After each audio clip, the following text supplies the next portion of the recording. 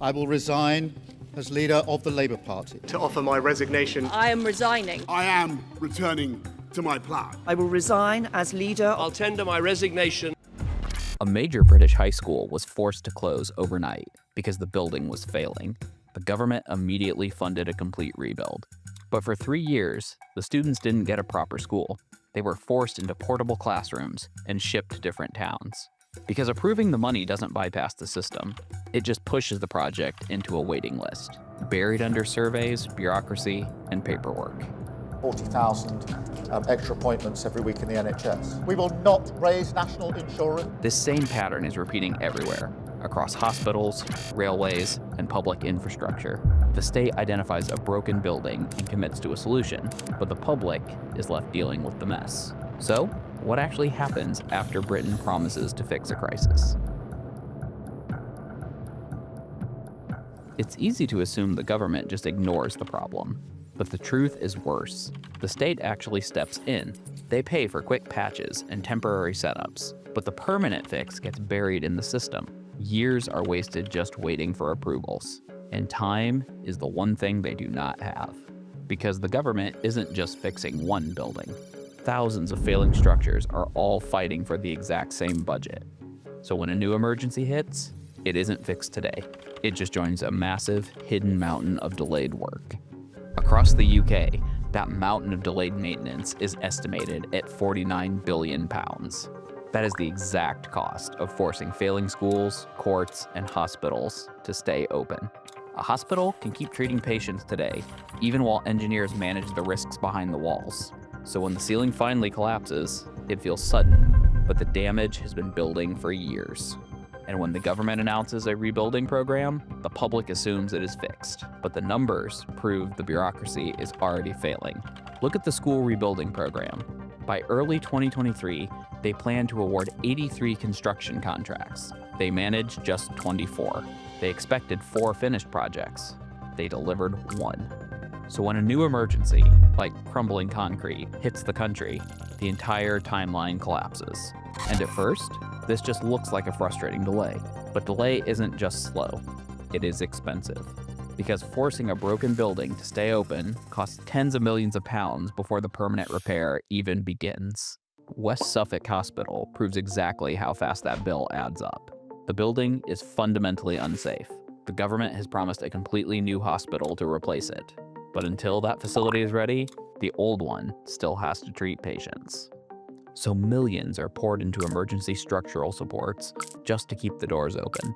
Before the actual rebuild even starts, the hospital expected to spend £65 million just to stop the roof from collapsing. This is the ultimate trap of delayed infrastructure. The government isn't refusing to spend money. They are actually spending a fortune. But instead of paying for the new building, they are paying to delay the inevitable. And waiting is incredibly expensive. Millions are burned just keeping the old building running. So when the replacement is finally finished, the total bill is tens of millions higher than it should be. This exact financial trap is happening right now on the national railways. Every 5 years, the government sets the budget to maintain the country's tracks and signals. But for the budget running up to 2029, they made a dangerous choice. To save money today, they are cutting back on replacing old tracks. Instead, they're using short-term patches to stretch the life of aging steel. The official warning from the rail regulator was brutally simple. Delaying this work doesn't erase the cost. It just hides the bill. The risk doesn't disappear. It just moves. It moves into signal failures, delayed trains, and emergency closures. You can balance a budget on paper. You can force old rails to keep running. But the wear and tear doesn't stop. You could ignore the repairs quietly, but the future always arrives loudly. And when a track finally breaks, the emergency fix costs far more than the original repair. We all know the great Prime Minister of the UK, and we just signed a document. This is, sorry about that. This is it. A very important document. But this doesn't mean the country has forgotten how to build. Britain can still execute massive, multi-billion-pound projects, but they only succeed when they bypass this broken system entirely. So, What happens when a project refuses to wait in line? It builds the Thames Tideway Tunnel, a massive overhaul of London's Victorian sewer system. It wasn't quick, it wasn't cheap, but it actually reached completion. Because it didn't join the normal government waiting list, it wasn't forced to fight for cash in a crowded budget cycle.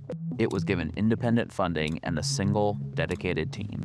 By bypassing the system entirely, it moved from a blueprint to a physical reality. This proves the ultimate truth of the infrastructure crisis.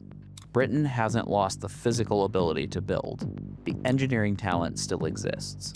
When a project escapes the bureaucracy, it succeeds. But a local high school, a failing hospital, or a regional railway cannot declare independence. They are forced to wait inside the official pipeline. And when a crisis is trapped in that pipeline, the public doesn't get a permanent solution. So what do they get instead? The amount you've got in your bank account currently? 11 pence. And that's it. They get years of waiting. The public is told the funding is secured, but their reality becomes endless disruption and delayed timelines. This gap between a government announcement and a physical building isn't caused by fake promises. It is the brutal, mathematical penalty for ignoring maintenance. When a country lets its repair backlog swell to £49 billion, its infrastructure programs cannot focus on building the future. They are completely consumed by managing the failures of the present. The budget is drained just to keep old, broken systems alive. So what actually happens when the state promises to fix a crisis? The project gets swallowed by an overloaded pipeline.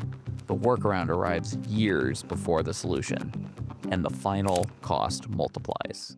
Britain knows exactly how to build, but it relies on a system that refuses to act until a routine repair becomes a national emergency.